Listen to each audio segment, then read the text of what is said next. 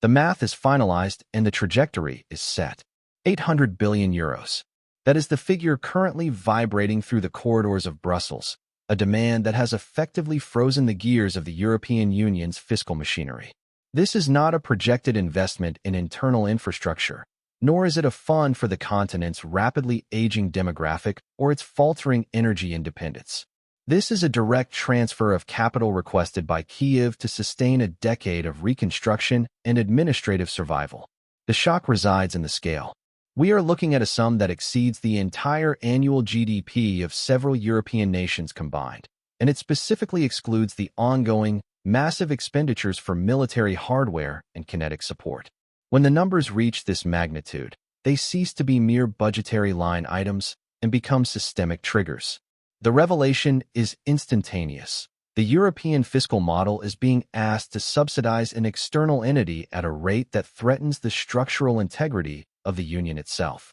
This is the shock to the system that has forced a defensive posture from Budapest, sparking a confrontation that is no longer about ideology, but about the cold, hard mechanics of solvency. The misstep here is fundamental. It is a decoupling of geopolitical ambition from the reality of fiscal capacity. For years, the European Union operated on the assumption of cheap energy and stable supply chains, allowing for a comfortable margin of error in its social spending. That margin has evaporated. By entertaining a proposal of 800 billion euros over the next decade, Brussels has signaled a willingness to prioritize external stabilization over internal maintenance. The flaw is irreversible because it ignores the compounding crisis within the Eurozone. Inflationary pressures have already eroded the purchasing power of the average citizen, and industrial productivity is trending downward as energy-intensive manufacturing migrates to more competitive markets. To inject nearly €1 trillion into a non-member state while the host system is experiencing a contraction is a textbook example of systemic overreach. It is a miscalculation of exposure. The leadership in Brussels is operating as if the treasury is infinite, but the data suggests that the pool of available capital is not only shrinking, but is also being cannibalized by rising interest rates and debt servicing costs. Follow the mechanics carefully to understand why this matters. We have to look at the deep dive logistics of how this 800 billion would be sourced and what it actually represents. Hungarian Prime Minister Viktor Orbán provided the most visceral metric for this transfer. That sum is equivalent to 40 years of pension payments for the entire Hungarian population. When you strip away the political rhetoric, you are left with a raw trade-off. In the mechanical logic of a national budget, money is a finite resource.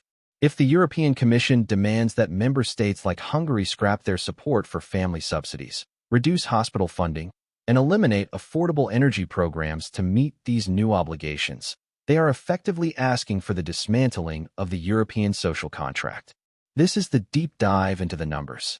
Hungary's domestic policy has been built on a foundation of low taxes and subsidized utility costs to offset the demographic decline and maintain industrial competitiveness.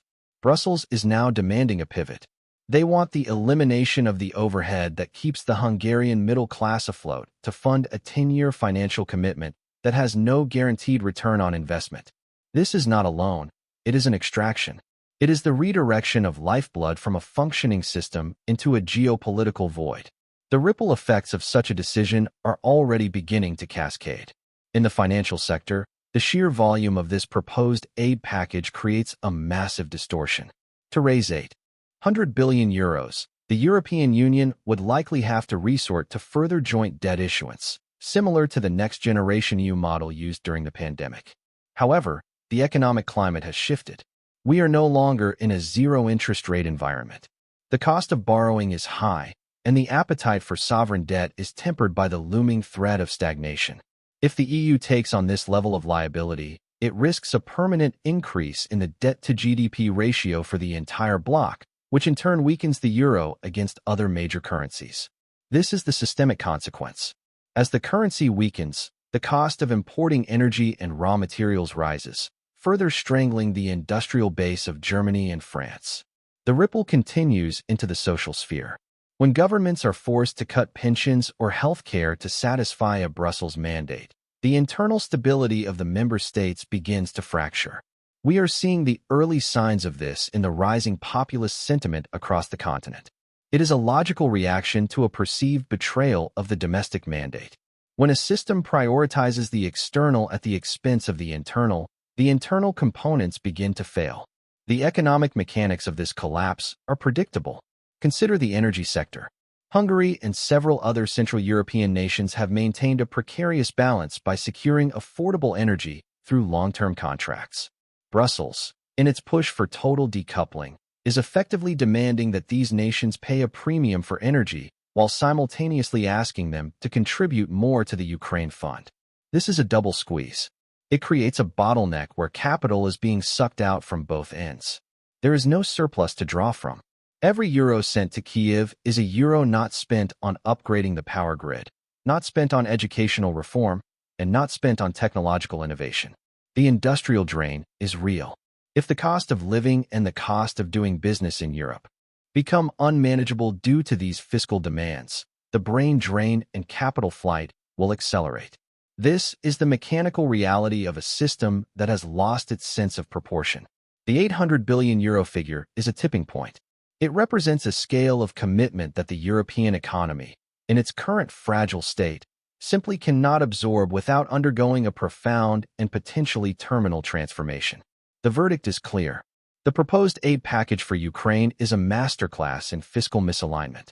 It is the result of a policy elite that has prioritized a specific geopolitical outcome over the fundamental economic viability of its own constituents. The data shows that the trade-offs being demanded are not only unfair, but are mathematically unsustainable. You cannot maintain a high-functioning social democracy while gutting its financial pillars to fund a perpetual conflict. Hungary's refusal to support this approach is not an act of obstructionism. It is a calculated defense of its own systemic integrity. The lesson here is that even the most powerful economic blocs have a breaking point. When the cost of ambition exceeds the capacity of the infrastructure, collapse is the only logical outcome. The mechanical failure of the European Union's current strategy is becoming more evident every day. They miscalculated the endurance of their own economies and the patience of their populations. If Brussels continues to push for this 800 billion euro extraction, they won't just be funding a neighbor, they will be liquidating their own future. The math doesn't close, the numbers don't lie, and the system is reaching its limit. This is the reality of the calculated collapse. To understand the full scope of this systemic failure, one must examine the role of the European Central Bank and the constraints on the multi-annual financial framework. The MFF is the 7-year budget of the European Union, a rigid structure designed for stability, not for the sudden absorption of a €1 trillion liability.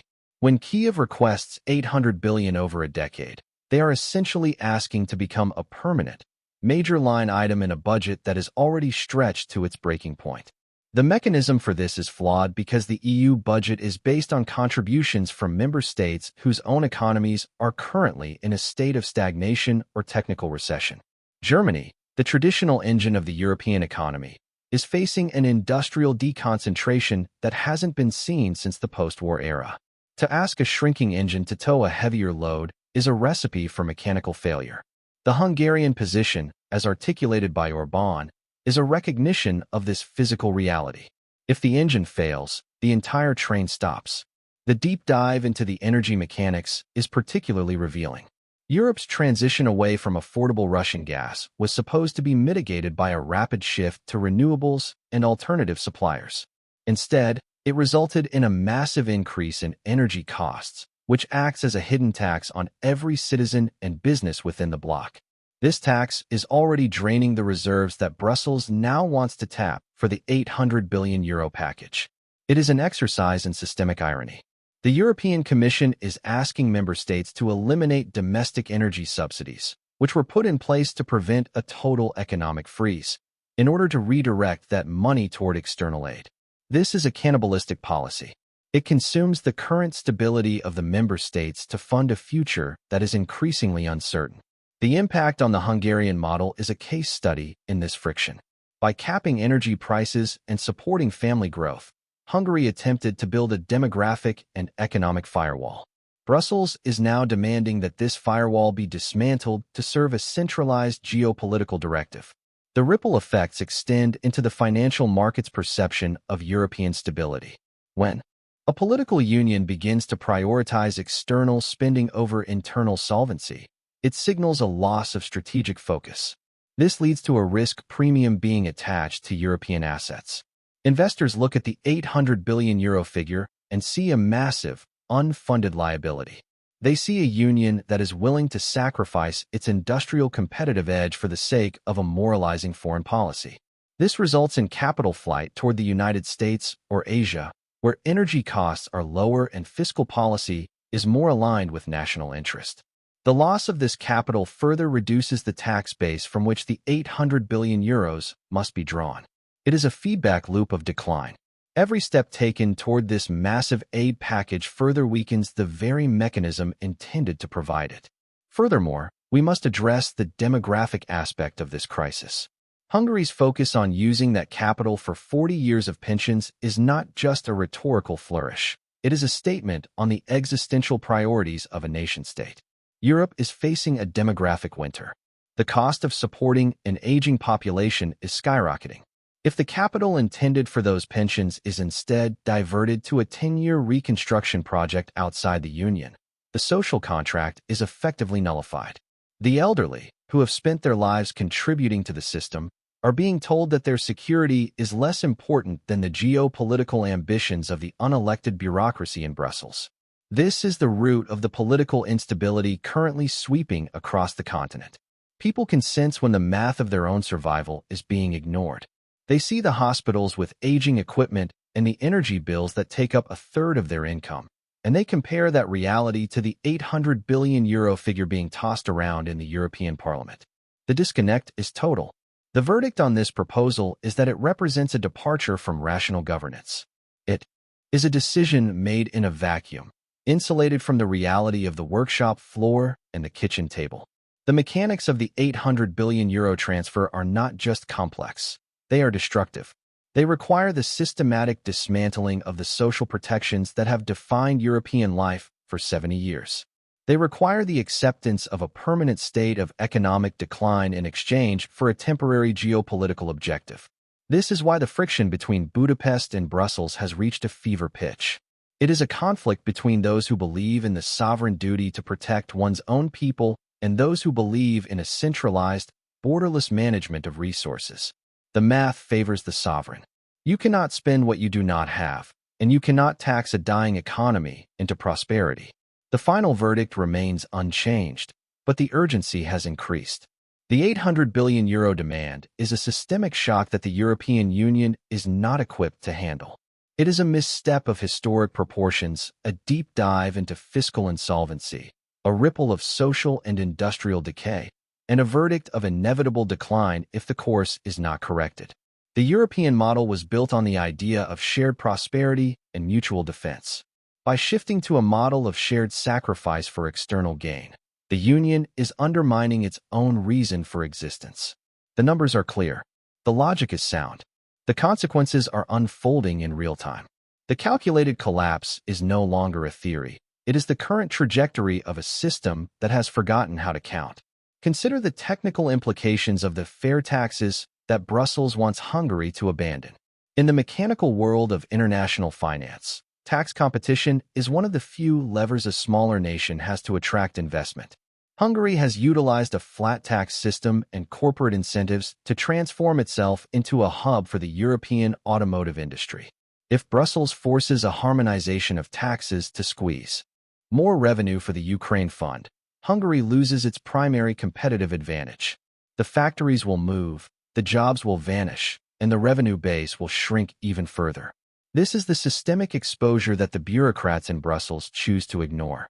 They view member states as ATMs rather than as delicate economic ecosystems. When you overtax a productive system to fund a non-productive expenditure, you are essentially liquidating your assets to pay for your operating expenses. It is the shortest path to bankruptcy. The breakdown of the €800 billion over 10 years reveals a staggering €80 billion per year. To put that in perspective, the entire annual budget of the European Union is typically around €170 to €180 billion. This request asks the EU to increase its total spending by nearly 50% for a single, external recipient. Where does this money come from? It must come from either massive increases in national contributions, which the member states cannot afford, or from the creation of new, own resources, EU-level taxes on carbon, plastics, or financial transactions. These taxes, in turn, increase the cost of living for every European citizen. It is a circular extraction. The citizen pays more for their car, more for their heat, and more for their food. Also, the EU can project power beyond its borders while its internal infrastructure rots. This is the mechanical irony that defines the current era.